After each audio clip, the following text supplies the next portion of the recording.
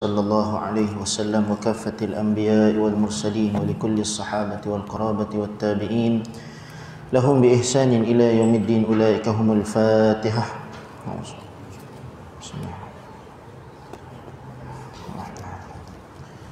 مالك يوم الدين اهدنا الصراط المستقيم صراط الذين أنعمت عليهم غير المغضوب عليهم ولا الضالين. أعوذ بالله من الشيطان الرجيم. بسم الله الرحمن الرحيم. الحمد لله رب العالمين والصلاة والسلام على أشرف الأنبياء والمرسلين وعلى آله وصحبه أجمعين. أشهد ونشهد أن لا إله إلا الله وحده لا شريك له وأن محمدا عبده ورسوله. بارك اللهم لنا في شهر شعبان وبلغنا رمضان وارزقنا الصيام والقيام وقراءة القرآن. ما شاء الله كان وما لم يشأ لم يكن ولا حول ولا قوة إلا بالله العلي العظيم. أما بعد. Alhamdulillah, kita bersyukur pada Allah Subhanahu wa taala setelah beberapa lama kita tidak bertemu. Pada malam ni Allah mengizinkan untuk kita bersama-sama di atas masjid yang indah ini. Mudah-mudahan Allah Subhanahu wa taala rahmati kita. Allah Subhanahu wa taala bentangkan sayap para malaikatnya untuk kita, dan dalam keadaan kita mendapat sedikit sebanyak, orang kata, faedah daripada perbincangan kita, insya-Allah. Dan mudah-mudahan kita dalam keadaan Allah Subhanahu wa taala mengizinkan untuk kita mati dalam keadaan husnul khatimah, insya-Allah. Alhamdulillah, sihat semua. Lama tak jumpa sahabat-sahabat kat sini. Alhamdulillah, mudah-mudahan Allah taala kurniakan kepada kita kesihatan yang berpanjangan. Hampir setahun lebih Allah Subhanahu wa taala uji. Saya ingat sebab 18 Mac bermulanya PKP, ingat tahun lepas 18 Mac itu juga tarikh kereta saya kemalangan. Cukup setahun. Makna kata dalam keadaan kita diuji oleh Allah Subhanahu wa taala dengan penyakit. Mula-mula kita diuji, ujian yang macam mana? Ujian kita tak boleh datang ke masjid. Kita, makna kata, orang yang datang ke masjid pun hanya beberapa orang sahaja dibenarkan. Sekejap boleh, sekejap tak boleh. Itu ujian sebelum ini. Sekarang ni Allah Ta'ala uji juga. Uji yang macam mana? Uji dalam keadaan hari ni masjid mana-mana pun kita pergi, kita boleh masuk, insya-Allah. Dan solat Jumaat terutama sekali. Dulu duduk bising kan. Oh, bising gini-gini nak masuk tak boleh, ikut list kroni masjid lah, apalah, macam-macam kan. Macam-macam. Bila disekat, ramai orang berebut. Kalau tak sekat, ramai orang tak berebut pula. Tu terbalik ni. Kita sekat, orang berebut. Kita tak sekat, orang tak berebut. Tu peliknya manusia yang bernama manusia. Itulah sifat manusia. Padahal yang berebut, yang duk bising tu orang yang tak datang masjid juga. Orang yang tak datang masjid bukan ahlul masjid pun kan. Ahlul Facebook, wa ahlul Twitter, wa ahlul Instagram ya. Tapi dia duk bising dalam tu kan. Hari ni Allah Ta'ala benarkan kita. Dulu di Jalan Abdul Rahman nak cari solat Jumaat payah sebab dia tak ada masjid kan. Daripada Masjid Sultan sampai ke Parit Bakar tu baru ada masjid, Jalan Abdul Rahman. Hari ni Jalan Abdul Rahman tu hampir setiap surau, Parit Sakai, surau Ubudiah boleh solat Jumaat. Surau Khusyu'iyah dah 2 kali Jumaat. Surau apa lagi? Boleh Jumaat. Banyak pula Jumaat. Bahkan ada pula isu apa dia nak cukupkan 40 orang, tak cukup pula dah. Tu kita ni kadang-kadang kalau kita nak bincang isu bab-bab ni, Allahu Akbar, tak cukup. Tak cukup. Sebab itu sekarang ni bagi saya, Allah Ta'ala uji kita dengan kesenangan untuk kita beribadah. Allah Ta'ala uji kita dengan peluang untuk kita beribadah. Masjid Sultan yang besar-besar tu tuan-tuan, kalau pergi kuliah maghrib, tuan-tuan boleh tengok sendirilah macam mana kan. Kalau dulu orang duk bising, Masjid Sultan sekat orang, contoh ni Masjid Sultan tempat lain ni, Casablanca.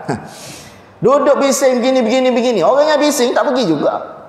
Tengok-tengok dalil dia, tak solat Jumaat sebab kita dalam Covid lagi. Padahal banyak lagi surau-surau yang dibenarkan Jumaat. Mana kata dalam keadaan tak cukup orang dan sebagainya. Itu alasan kita manusia tuan-tuan. Manusia, dan manusia akhir zaman ni begitulah. Begitulah keadaan dan rupanya. Allah Ta'ala uji. Kalau kita dalam keadaan tahan ujian tu, insya-Allah kita berjaya. Tapi kalau kita tak tahan dengan ujian, habis kita. Sebab itu saya tertarik dengan suatu definisi Tok Guru ni Aziz. Bila mana dia definisikan ibtila. Ibtila ni maksud dia ujian lah. Tok Guru ni Aziz kata apa? Ibtila ni macam suatu pokok. Kita ambil contoh pokok rambutan. Pokok rambutan ni diuji macam mana? Setiap hari ditetak dengan parang. Bukan tebang ni. Tetak dengan parang. Sehari sekali. Apa jadi pada pokok rambutan ni? Batang pokok dia jadi macam mana? Dia jadi macam keras. Betul tak? Dia jadi macam keras. Kalau orang Kelantan dia sebut butut. Ini apa istilah dia? Tak keluar saya. Kalau Kelantan dia berbutut-butut. Begitulah kan istilahnya. Dia butut ni, dia keras ni. Saya tak kira dah. Saya cakap Kelantan tuan-tuan faham tak faham, lantak lah. Dia keras. Bila mana keras kita nak tebang, nak guna mesin ke nak guna kapak nak tebang, payah ke mudah? Payah dah. Sebab batang pokok tu dah jadi keras. Setiap hari kena tetak. Begitulah manusia bila mana diuji. Ujian diri kepada manusia ni bukan untuk menjatuhkan dia, bukan untuk melemahkan dia, tapi untuk menambah kekuatan kepada dia. Sebab tu banyak ujian adalah untuk apa dia? Untuk menguatkan batang tubuh kita. Orang tak tahan dengan ujian, dia kalah. Kalah macam mana? Boleh jadi dia kecundang, kecewa, macam-macam. Hari ni kita tengok macam-macam jenis orang ada. Ada yang mengaku bukan Islam. Orang bila mana Jabatan Agama Islam cari dia pun buat live Facebook. Saya bukan Islam. Mudah. Dia macam lagi cerita apa? Cerita pencuri. Zaman Nabi SAW ada satu orang pencuri. Dia pergi curi barang ni daripada rumah orang Islam. Cerdik tak cerdik dia, lepas dia curi tu dia pergi simpan rumah orang Yahudi. Dia kata, mu simpan barang aku ni, aku bagi amanah mu simpan barang aku. Padahal barang curi, orang Islam curi ni. Yang simpan orang Yahudi. Lalu tuan dia pun perasan barang dia dicuri, ngadu kepada Rasulullah. Akhir sekali dicari, cari, jumpa rumah Yahudi ni. Kalau kita pun fikir, mesti dah Yahudi ni curi. Sebab barang tu ada rumah dia. Padahal Yahudi ni, nak kata jujur-jujur jugalah, makna kata jaga amanah orang itu. Lalu Rasulullah pun dalam keadaan makna kata selidik pun selidik, makna kata tertuduh dia lah sebab sekeliling ni Yahudi ni dah curi. Akhir sekali nak hukum Yahudi ni, Allah Subhanahu wa taala tegur dalam suatu ayat Al-Quran, suruh selidik. Suruh cari dulu siapa sebenarnya begini walaupun orang Islam, tapi kalau menipu tak jadi juga Islam dia. Cerita dia lebih kurang sama. Nak lari daripada benda yang dituduh pada dia, dia keluar daripada Islam. Dia kata dia keluar daripada Islam. Padahal enakmen kita, syariah kita tidak membolehkan keadaan demikian. Adalah huraian-huraian dia dalam undang-undang kita. Sebab tu kita sekarang ni diuji oleh Allah Ta'ala. Bila mana sebut ujian, kita sabar. Kita redha dengan ujian. Mudah-mudahan Allah Subhanahu wa taala kurniakan kebaikan lah buat kita semua, insya-Allah.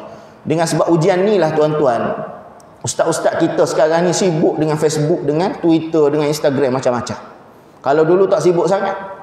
Kalau dulu nak pergi kuliah Kuala Lumpur ni payah berapa jam perjalanan. Tapi dengan sebab ada online dan sebagainya hari ni, apa yang berlaku? Tiap-tiap malam online. Sibuk jadi ustaz-ustaz kita pula. Tu dalam keadaan Allah Ta'ala rahmat, dalam ujian Allah Ta'ala. Baik. Sebelum ni kita bicara suatu kitab yang ditulis oleh ulama kita, iaitu berkaitan dengan madza ya'ni intima'i lil Islam. Apa artinya aku menganut agama Islam? Alhamdulillah kita telah khatam habis kitab tersebut. Tuan-tuan pun tak rasa. Memang tak rasa pun. Begitulah mengaji. Begitulah mengaji. Kadang-kadang kita duduk dengar. Habis dah. Daripada tahun 2018 sampai 2020. Cukuplah. Saya pun mana kata ambil pun tidak ambil semua kitab kulit ke kulit. Kita ambil sikit-sikit. Pada malam ni insya-Allah kita mulakan kitab baru, suatu kitab yang sangat menarik bagi saya, perlu diketengahkan kepada kita semua untuk kita mengambil pengajaran dan kita memberikan pelajarannya kepada orang lain. Kitabnya berkaitan dengan apa? Iaitu yang ditulis oleh seorang ulama, nama dia Allahumma salli ala Muhammad, Syekh Adil Muhammad Khalil, nama dia. Kitab ni asal usul dia macam mana? Dia dalam satu perjalanan. Dalam perjalanan saya tak ingat kapal terbang ke nak naik kereta api. Ceritanya dia ada lebih kurang 5 minit sebelum kereta api dia bertolak, tiba-tiba ada seorang padri agama Kristian ke ataupun agama Yahudi orang ni, saya tak ingat cerita dia. Dia tanya kepada Syekh Adil Muhammad Khalil. Dia tanya kepada orang ini, dalam masa 5 minit sebelum berlepasnya kereta-kereta ni, kereta api ke kapal terbang ke, apa yang kamu boleh cerita tentang satu surah ini dalam Quran? Saya tak ingat surah Kahfi ke surah apa. Dalam masa 5 minit. Syekh ni tergagap-gagap cari, tak jumpa. Sebab biasa kita guna tafsir. Tafsir ni mari satu ayat kita boleh hurai panjang. Ni orang tanya satu surah, kita nak cerita apa? Kalau orang tanya kita Al-Fatihah pun kita kata baca dalam semayang je lah. Gitulah kita tahu. Kan? Kalau orang tanya kita, makna kata kita ni sebagai orang Islam bukan setakat kita tahu tafsir. Bukan setakat kita tahu detailnya penerangan Allah Ta'ala ataupun daripada hadis-hadis Nabi berkaitan dengan satu-satu ayat. Tapi kita tahu juga keseluruhan secara umum kita nak tarik orang kepada Islam tu macam mana. Macam ada satu ulama ni tuan-tuan, menarik tak menarik. Macam mana dia nak tarik orang bukan Islam ni kepada Islam? Dia buat bertepuh bahu, bersilang bahu. Dia keluar dah Kelantan dia. Lama tak kuliah macam ni lah tuan-tuan. Dia bersilang bahu dia ni, kena bahu dia ni, dia pun tegur orang bukan Islam tersebut. Bila tegur dia tanya masa sekarang pukul berapa apa semua. Akhir sekali berlaku perbualan, sampai tahap perbualan tersebut boleh mengislamkan orang yang bukan Islam tadi. Kita hari ni hidup 80, 70, 60 tahun. Berapa orang dah Islam di tangan kita? Sebab tu kadang-kadang nak Islamkan orang ni bukan benda yang payah pun kadang-kadang. Tapi cara kita tak semesti tunggu jadi syekh dulu. Nak tunggu jadi syekh Rabbana serban besar baku dulu baru nak ajak orang Islam. Mati, tak ada orang nak menarik tentang Islam. Sebab itu kitab ni Tadabbur Al-Quran, nama kitab dia. Menariknya dia cerita satu persatu daripada surah ni apa kelebihan-kelebihan dia. Sebab tu saya kira menarik berkitab ini untuk kita ketengahkan kepada masyarakat insya-Allah. Dan pada malam ini kita bermula dengan suratul Fatihah insya-Allah. Dan kita baca daripada kitab kita ini, dia sebut nama-nama dari surah ini lebih daripada 20 nama. Daripada surah Fatihah ini bukan Fatihah saja nama dia. Ada lebih daripada 20 nama yang disebutkan oleh Imam Suyuti dalam kitab dia Al-Itqan. Di sini dia akan sebutkan antaranya nama surah Fatihah ni Al-Fatihah sendirilah. Apa maksud Al-Fatihah? Al-Fatihah ni maksud dia pembuka kepada Quran. Pembuka. Al-Fatihah ni kunci Al-Fatihah, pembuka lah. Maksud Al-Fatihah ni pembuka. Tu kita kena faham. Sebab kita selalu dah sebut Al-Fatihah, Al-Fatihah kan. Al-Fatihah tu maksud dia berbuka, pembuka. Futuh, fathu, pembuka. Sebab apa pembuka? Sebab mula-mula sekali kita buka Quran, juzuk yang pertama, ayat yang pertama, surah apa? Surah Al-Fatihah. Tapi ustaz kita belajar dalam sirah Nabi SAW, wahyu yang pertama bukan Fatihah. Macam mana pula tu? Wahyu yang pertama apa dia? Iqra' bismi rabbikal ladzi khalaq. Ada 5 ayat. Tapi kenapa pembuka kepada surah, pembuka kepada Al-Quran merupakan surah Fatihah? Sebab kita bukan baca Quran menurut tartib nuzuli. Kita kena faham juga ni. Apa maksud tartib nuzuli? Tartib ataupun susunan Allah Ta'ala turunkan kepada Nabi daripada Batu Izzah, langit. Di langit ini kepada Rasulullah sallallahu alaihi wasallam melalui malaikat Jibril. Sebab apa? Quran yang turun kepada Nabi ni dia tartib nuzuli. Dia turun secara ikut peristiwa. Ikut peristiwa. Mari peristiwa ni cerita sebab nak mudah faham dan pengamalan para sahabat. Pengamalan orang Islam pada ketika itu. Adapun Quran sebiji yang kita dok baca hari ni, yang kita dok khatam dalam bulan Ramadan, nak dekat dah ni, berapa puluh hari saja lagi. Kan? Apa dia? Dia panggil tartib, apa dia? Tartib usuli ataupun tartib asal yang diturunkan oleh Allah Subhanahu wa taala daripada Lauh Mahfuz. Itu tartibnya. Daripada surah Fatihah, Al-Baqarah, Ali Imran, An-Nisa, Al-Maidah dan sebagainya. Tu kita kena faham orang Islam ni, orang tanya itu pun dah pening dah. Kan mu belajar wahyu yang pertama tu Iqra'. Berapa surah dalam Quran? Surah yang pertama surah Al-Fatihah. Sudah pening lah kita. Orang tanya begitu pun pening dah. Sebab tu kita yang belajar ni kita kena faham lah benda itu. Baik, yang kedua, namanya disebut sebagai Ummul Kitab. Apa dia? Ummul Kitab ni maksudnya ibu kepada kitab. Ibu kepada surah-surah lain ni duduk dalam suratul Fatihah. Sebab itu 7 ayat dalam surah Fatihah ni kita kena dalam kepala kita, kalau boleh jadi amalan kepada diri kita. Jadi amalan kepada diri kita. Macam mana amalannya? Setengahnya saya baca dalam kitab Syekh Muhammad Alawi Al-Maliki.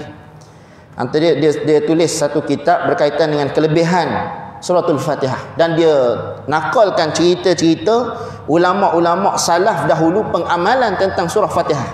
Antaranya ada yang membaca suratul Fatihah 40 kali sebelum waktu sahur. Baca Bismillahirrahmanirrahim, Alhamdulillahirabbil alamin 40 kali. Ada setengahnya dia baca berapa kali? 7 kali selepas solat subuh. Itu antara amalan para ulama-ulama ataupun orang soleh terdahulu. Antara lain, setiap waktu solat ada yang baca waktu zuhur dia baca 10 kali. Waktu asar dia baca 25 kali. Ada sebab-sebab dia lah. Ada sebab-sebab dia. Yang penting orang yang mengamalkan suratul Fatihah ni dia yakin. Kita ni orang mari, ada orang histeria ke apa ke, orang suruh kita berubat. Sebab kita ni mari pakai serban, pakai kopiah contoh. Orang kata, Haji berubat Haji. Orang ni lama tak sedar diri ni. Nak berubat macam mana? Kita pun kata, aku tak erti, pakai kopiah saja. Ni baru balik daripada haji. Contoh. Ni pun orang bagi. Kebetulan pergi rumah orang balik daripada umrah, orang bagi serban, orang bagi kopiah, aku pakai. Contoh. Kita pun tak erti juga. Dan antara amalannya apa dia? Suratul Fatihah. Apa dia? Satu hadis Nabi SAW. Satu gerombolan yang diketuai oleh Sa'id Al-Khudri. Abu Sa'id Al-Khudri ni, dia satu perjalanan. Dalam perjalanan itu, akibat daripada kelaparan dan sebagainya, tak cukup makanan, berhenti satu kampung. Berhenti satu kampung, minta izin daripada ketua kampung dengan penduduk kampung, nak makan, minta makanan. Kok ada sedekah makanan sikit kot. Minta makanan. Orang kampung ni punya sombong, dia kata tak ada makanan untuk orang musafir apa semua ni. Tak ada makanan. Kedekut tak hidup masing. Akhir sekali malam tersebut, Abu Sa'id Al-Khudri dengan gerombolan dia berkemah dekat dengan kampung tu. Sebab nak masuk kampung tak boleh. Nak jadikan cerita pada belah malam, datanglah seorang wakil daripada Tok Batin, kalau kita kira kampung ni A'rabi. Orang, kalau kita orang asli lah, orang asli kita. Datang Tok Batin, datang wakil Tok Batin, dia tanya ramai-ramai orang Islam ni siapa yang boleh berubat. Kalau kita mana Tok Bomo, ada tak Bomo sini? Contoh. Ada pawang ke sini?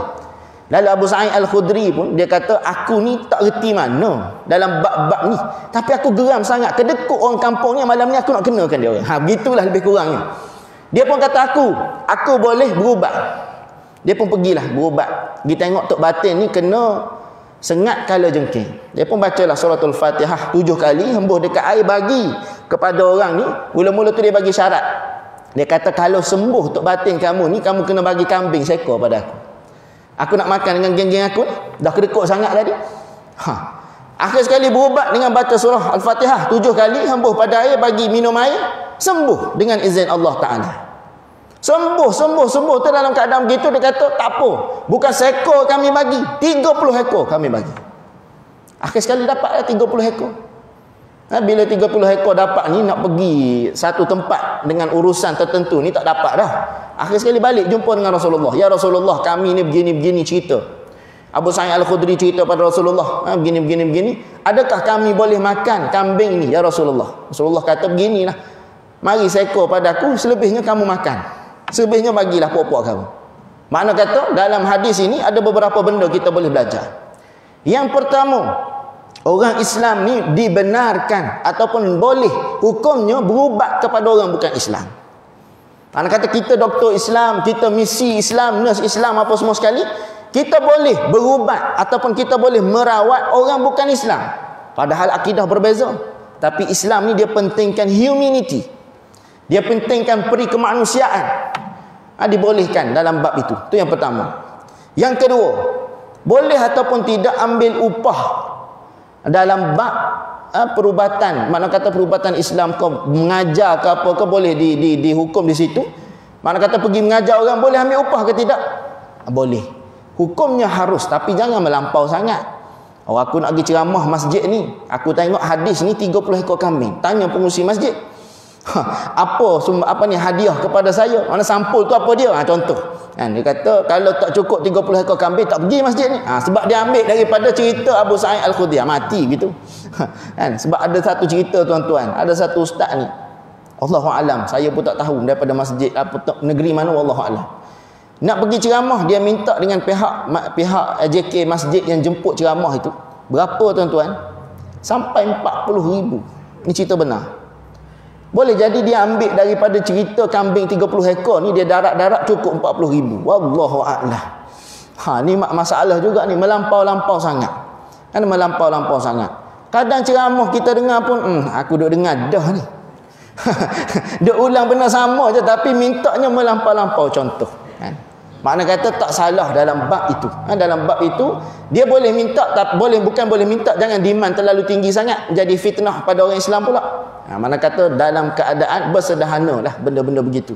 Lagi baik kita ikhlasnya macam mana? Ikhlasnya kita betul-betul nak sampaikan ilmu Allah.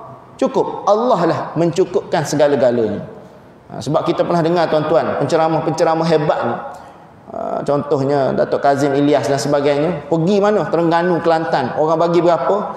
Orang bagi 200. Hotel bayar sendiri, minyak tol, semua tak cukup. Makna kata dalam keadaan begitu tapi mereka tetap ikhlas dalam keadaan berdakwah dalam agama kita. Baik. Seterusnya dalam kitab kita ini sebut surah Fatihah ni juga dinamakan dengan nama Alhamdu. Alhamdu apa maksud? Iaitu alhamdu kerana surah ini dimulakan dengan kata alhamdu, segala puji.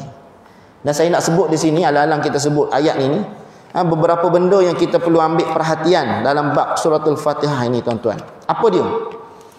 Hari ini ramai kita dengar imam-imam, terutamanya kadang-kadang pelajar-pelajar tahfiz sendiri. Apa dia? Bila baca Quran ni tajwid dia Masya Allah, dia tak jaga. Sebab itu seorang sahabat Ibnu Mas'ud, dia pesan, dia sebutkan dalam suatu kata-kata beliau, dia kata apa dia? Janganlah engkau membaca Al-Quran dengan cepat seperti membaca syair ataupun sajak dan sebagainya, berpuisi pula dengan Quran. Kita bismillahirrahmanirrahim, alhamdulillahirabbil alamin, arrahmanir rahim, maliki yaumiddin, terutamanya dan tadarus atau sebagainya. Benda-benda begitu kita kena jaga. Sebab Al-Quran ni benda wahyu. Benda wahyu daripada Allah, kalam Allah. Kata ada seorang ulama, dia pesan kepada kita apa dia? Bila mana aku nak bercakap dengan Allah, aku ambil wuduk, aku solat. Tu aku nak bercakap dengan Allah, mengadu dengan Allah dan sebagainya dalam solat. Tapi bila mana aku rindu nak dengar Allah berkata-kata dengan aku ambil wuduk, buka Quran, baca Al-Quran. Sebab sedang aku membaca Quran tersebut, seolah-olah Allah sedang berkata-kata dengan aku. Sebab itu solat dengan Al-Quran ni kita doalah supaya Allah Subhanahu Wa Taala kurniakan kekuatan kepada kita dalam bulan Ramadan. Jangan tunggu Ramadan baru nak buka juzuk 1. Ini masalah juga ni. Tunggu 1 Ramadan baru buka juzuk 1.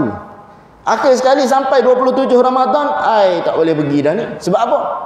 Duk sibuk dengan ketupat, duk sibuk dengan lemang, duk sibuk dengan baju langsir dan sebagainya. Akhir sekali 27 tu berhenti situ. Bila pula sambung 1 Ramadan tahun depan pula. Allahu Akbar. Sebab tu berhati-hati kita dengan Quran ni, jangan kita main-main. Iqra'ul Quran fa innahu ya'ti yaumal qiyamah syafi'an li ashabih. Quran ni akan datang kepada kita jadi apa? Dia jadi sebagai sahabat kita dalam lubang kubur esok-esok. Sahabat kita di padang mahsyar esok-esok. Di padang mahsyar esok-esok tuan-tuan, kita bila mana bangkit saja berdiri begitu, kita orang panggil apa? Lengok. Sini bahasa dia. Menatap wajah kita ni ke langit. Begitu, dalam keadaan begitu. Sebab tu dalam hadis Aisyah malu bila mana Rasulullah sebut kita akan bertelanjang bulat di padang mahsyar esok-esok. Aisyah tutup muka begini, ya Allah malunya ya Rasulullah. Rasulullah kata tak ada masa nak malu. Masing-masing sibuk dengan amalan, dengan keadaan masing-masing. Kita berdiri esok-esok dalam keadaan begitu berapa ribu tahun? Ada setengah ulama kata 8,000 tahun. Tengok langit bila Allah Ta'ala nak buka mahkamah ni. Macam tuan-tuan pergi tunggu mana-mana mall, pukul 10 tak buka-buka lagi. Begitu dah. Nak tunggu apa dia? Tunggu diskaun raya dan sebagainya. Seolah-olahnya begitu, tunggu. Bila Allah Ta'ala nak buka mahkamah Allah Ta'ala. Lalu siapa yang jadi teman pada ketika itu? Al-Quran. Al-Quran yang kita baca ni jadi teman. Sebab itu kita kena jaga, terutamanya suratul Fatihah. Yang saya nak sebut tadi contoh, ni kesalahan-kesalahan biasa. Yang makna kata dilakukan oleh kadang-kadang kita sendiri pun kadang tak perasan kita baca begitu. Apa dia? Contohnya, alhamdu sepatutnya ha. bukan ha. Kadang kita dengar alhamdulillah, sudah. Sebab dia mengubah makna. Bila mengubah makna, dia masuk dalam lahnul jali. Kesalahan yang jelas boleh membatalkan solat dia. Tu jaga-jaga. Alhamdu apa maksud? Alhamdu dengan ha tebal, ha simpul tu. Maksudnya apa dia? Segala diam bagi Allah. Tu masalah. Kalau alhamdu, segala puji bagi Allah. Beza pula alhamdu, sudah. Satu lagi ar-Rahman, kita terlebih ra. Ngaji lebih sangat. Bismillahirrahmanirrahim. Dia punya getaran tu.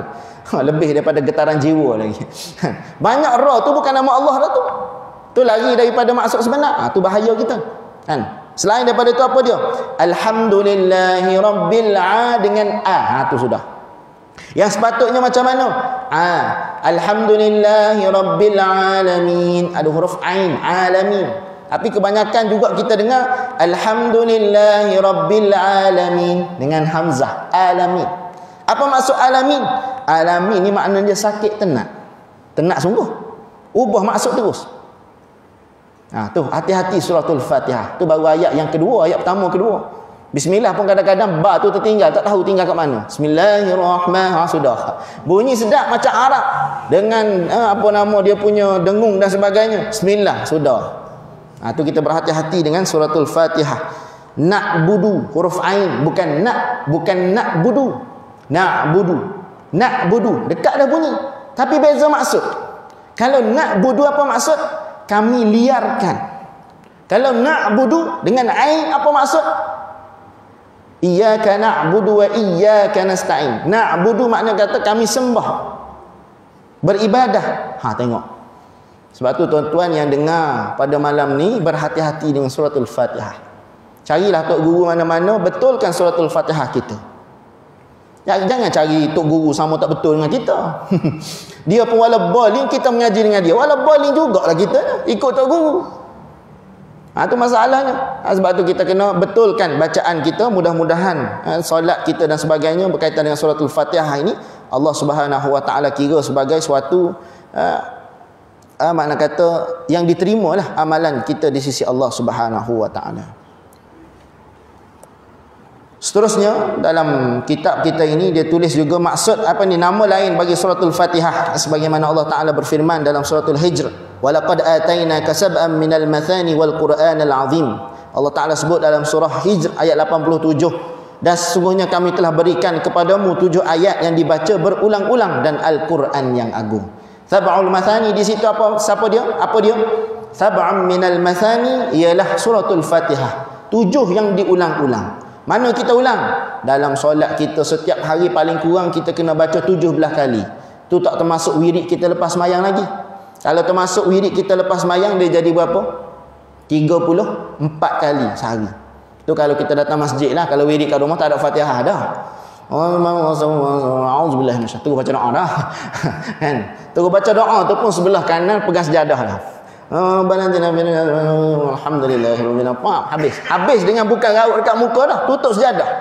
Tu habis kat rumah. Lepas tu datang masjid ni selamat. Selamat. Baik. Seterusnya dalam kitab kita ini sebut surah Al-Fatihah ni juga dinamakan sebagai Al-Kafiyah, iaitu dengan nama ini kerana salat tidak cukup sah. Al-Kafiyah ni maknanya cukup. Cukup. Sebab tanpa dia tidak sah. Seterusnya Syafiyah. Syafiyah mana? Asy-Syafi, pengobat, iaitu kerana sabda Nabi sallallahu alaihi wasallam berkaitan dengan cerita Abu Sa'id Al-Khudri tadi, lalu nama dia Asy-Syafi. Baik. Baru kita nak masuk kepada apa faedah-faedah daripada suratul Fatihah. Banyak hadis-hadis Nabi sallallahu alaihi wasallam berkaitan dengan suratul Fatihah. Antaranya faedah berkaitan dengan suratul Fatihah ataupun benda yang utama dalam suratul Fatihah ini, yang pertama sekali, surah ni dimulakan dengan kata alhamdu, kerana Allah memberikan nikmat dan kurnianya kepada para hamba-Nya. Tengok, permulaan kepada solat kita. Dalam solat kita Allah Ta'ala suruh kita sebut apa dia? Alhamdulillahi Rabbil Alamin. Sebab apa? Kehidupan kita ni mati ke, kita tidur malam ke, kita makan ke, kita pergi kerja ke, semua tu apa dia? Nikmat daripada Allah Ta'ala. Kalau kita tak ucap terima kasih dengan nikmat Allah Ta'ala itu, Allah Ta'ala boleh jadi Allah Ta'ala tidak tambah lagi dah nikmat kepada kita. Itu kita takut. Sebab tu kita ucapkan Alhamdulillah. Dan dalam keadaan begitu juga, disebutkan kepada kita dalam kitab Silsilah As-Sahihah. Dia sebut apa dia? Sesungguhnya Tuhanmu menyukai puji-pujian. Tuhan kita ni suka kepada puji-pujian. Sebab tu sifat suka dipuji ni bukan sifat manusia. Kalau ada dalam kalangan jemaah kita yang suka dipuji, orang dia suka sangat orang puji dia. Oi, handsome hari ni. Padahal baju tu semalam pakai dah.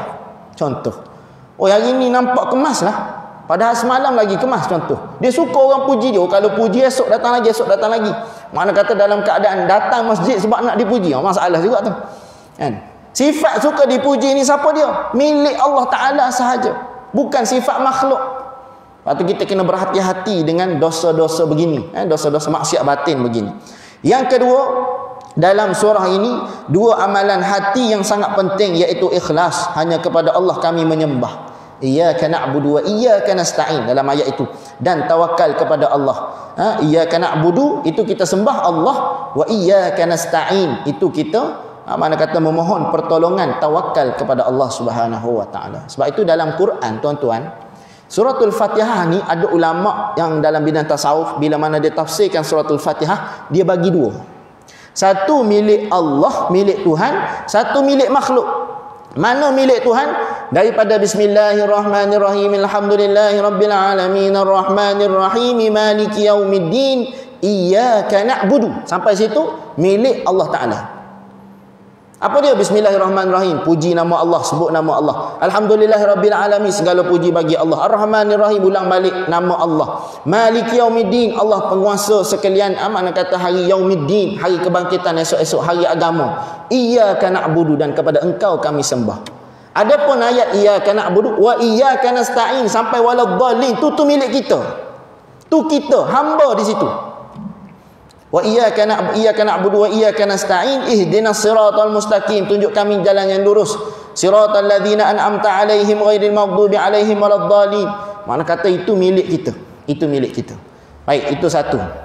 Dalam keadaan begitu, tuan-tuan pernah dengar ke satu amalan bila mana kita baca suratul Fatihah, iyyaka na'budu ihdinas siratal mustaqim siratal ladzina an'amta 'alaihim ghairil maghdubi 'alaihim waladdallin.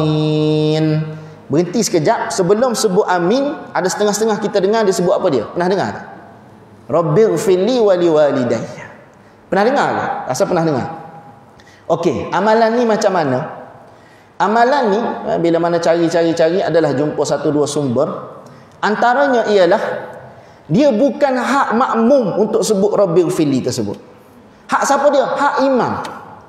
Sebab apa? Yang baca Fatihah siapa? Imam baca Fatihah. Ke makmum baca sekali dengan imam. Jarang jumpa. Kan? Imam yang baca, imam yang berhak sebut Rabbighfirli wa liwalidayya. Lepas tu ramai-ramai sebut amin. Amin. Itu amalannya, yang betulnya. Adapun kita ni kadang-kadang kita sendiri buat sebab kita tak tahu. Sebab tu malam ni bila dah tahu, tuan-tuan carilah buku Ustaz Rahizi Rais. Ustaz Rahizi Rais ada dia sebut berkaitan dengan benda ni. Sikit je. Ada bab kalau tuan-tuan perasan dalam ensiklopedia solat ke apa dia, saya tak ingatlah solat tersebut. Buku tersebut. Kecil je tepi tu dia cerita dalam bab ini. Mana kata imam berhak sebut begitu. Bukan imam saja sebenarnya. Kita baca Quran, contoh. Kita mula-mula nak baca Quran, tadarus.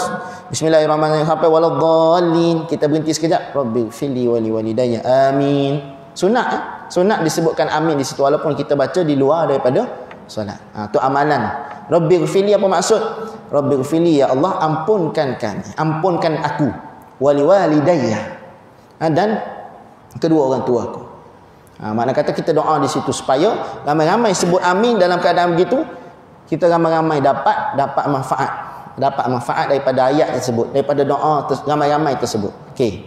Masalahnya, tuan-tuan, ada satu orang ustaz ni bukan kita nak tuduh ke apa tidak, kadang kita nak membetulkan keadaan. Ada satu imam ni memang dia belajarlah benda ni. Belajar benda ni dan dia amal benda ini. Bila mana dia amalkan benda ni, mic kita sekarang ni kita batuk tanya imam lah. Kadang-kadang betulkan sikit, dia dah bunyi dekat mic ni kan.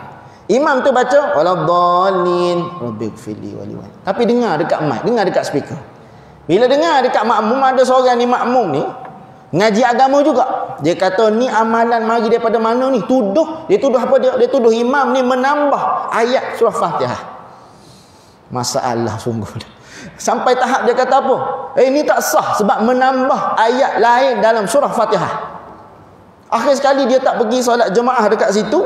Dengan sebab tuduhan dia kata tu imam menambah sesuatu dalam surah Fatihah. Padahal mu tak mengaji. Nak marah ni. Padahal dia tak mengaji. Bila tak mengaji jadi tak cerdik. Bukan tu, tak cerdik. Bila tak cerdik, jangan tuduh orang tak cerdik supaya kita juga. Tu masalahnya. Sebab tu kita mengaji, kita tahu, kita tahu ni amalan, rupanya ada amalannya. Tapi kena betul lah amalannya. Jangan buat tak betul tapi nak mengaku tu betul pula, tu masalah juga. Sebab tu tok guru saya pesan, dia kata apa? Kita ni bila mana tidak pandai, jangan kita memandai-mandai. Dan jangan kita buat-buat pandai dalam keadaan kita tidak pandai. Kata dengar tok guru ni Allah, walaupun pendek pesanan tu tapi dia menusuk kalbu kita. Kita tak pandai, jangan memandai-mandai dalam keadaan kita tidak pandai. Kita tak pandai tapi kita memandai-mandai, masalah. Ada setengah orang dia pandai tapi dia buat-buat tidak pandai. Itu masalah juga tu. Dia tengok kesalahan yang berlaku tapi dia tak tegur. Jadi dosa pula bagi dia. Sebab itulah kita carilah, belajarlah. Umur banyak mana sekalipun tidak menghalang untuk kita berhenti belajar. Sebab saya pernah cerita, di Indonesia ada satu orang pakcik ni, umur dia 72 tahun. Dia mampu khatamkan Al-Quran dalam tempoh 3 bulan. Bukan khatam baca, khatam hafal. Khatam hafal umur 72. Kalau kita umur 62, jangan kata aku tak larat dah nak hafal-hafal Quran ni. Quran apa ni, Qul ya al-kafirun pun tak larat nak berhenti, tak tahu nak berhenti mana, contoh kan. Sebab kita tak mula. Kalau kita mula, kita cari, kita usaha, dapat insya-Allah. Allah, saya baca cerita pak cik ni, masya-Allah. Aku umur 28, umur 27 ni. Makna kata dengan Quran ni kata jauh lagi banding pak cik ni. Umur 72, terbalik 27 72 kan. 27 tu tuan-tuan jangan cari pula betul ke ustaz ni umur 27, tengok muka 46 contoh kan. Makna kata dalam keadaan begitu kita usahalah kita usaha. Bukan sekadar baca, kita hafal sikit-sikit insya-Allah. Dan yang ketiga disebutkan pula dalam surah ini pentingnya teman dan teman dan sahabat yang saleh. Apa dia? Iaitu ihdinas siratal mustaqim. Sebab tu kita ada sahabat, carilah sahabat-sahabat yang boleh pandu kita ke syurga. Dah masuk waktu ke? 40 saat. Akhir sekali tuan-tuan, berkaitan dengan surah Al-Fatihah, insya-Allah kita sambung lain kali. Surah Al-Fatihah ni juga bila mana Allah Ta'ala sebut alhamdu permulaan itu nak ajar kepada kita, bila mana kita tadah tangan berdoa, sebutlah, pujilah Allah. Jangan tinggal pujian kepada Allah. Angkat tangan sekejap, alhamdulillahirabbil alamin, cukup. Nak tambah lagi alhamdulillahirabbil alamin wassalatu wassalam, itu pulang kepada kita. Makna kata pujilah Allah Ta'ala dulu sebelum kita mulakan bacaan doa-doa yang lain. Puji doa dulu, puji Allah Ta'ala dulu, masuk selawat. Dan satu lagi, bila mana kita berdoa, kiblat doa kita dekat mana? Kita sembahyang, kiblat kita Kaabah. Kejut kita. Makna kata kiblat doa kita dekat mana? Kiblat doa kita di langit. Tu markas dikumpulkan doa kita. Sebab tu bila mana kita doa, kita tadah begini dekat langit. Bukan letak atas ribua kita. Atau hati-hati. Sebab dalam amalan begini kita kena jagalah. Jaga, minta dengan Allah dalam keadaan main-main contoh. Tu tak jadilah. Okey. Baik, mudah-mudahan Allah Subhanahu Wa Taala kurniakan kepada kita kebaikan, dan dalam keadaan Allah Ta'ala berikan rezeki kepada kita untuk kita menambah baik amalan kita seharian insya-Allah. Wallahu a'lam. Assalamualaikum warahmatullahi wabarakatuh. A'udzubillahi minasyaitonirrajim. Bismillahirrahmanirrahim. Alhamdulillahirabbil alamin wassalatu wassalamu ala asyrafil anbiya'i wal mursalin wa ala alihi wa sahbihi ajma'in. Allahumma rzuqna al-fahma an-nabiyyin wa hifzal mursalin wa ilhamal malaikatil muqarrabin birahmatika ya arhamar rahimin. Allahumma khtim lana bi husnil khatimah wa la takhtim alaina bi su'il khatimah. Walhamdulillahi rabbil alamin.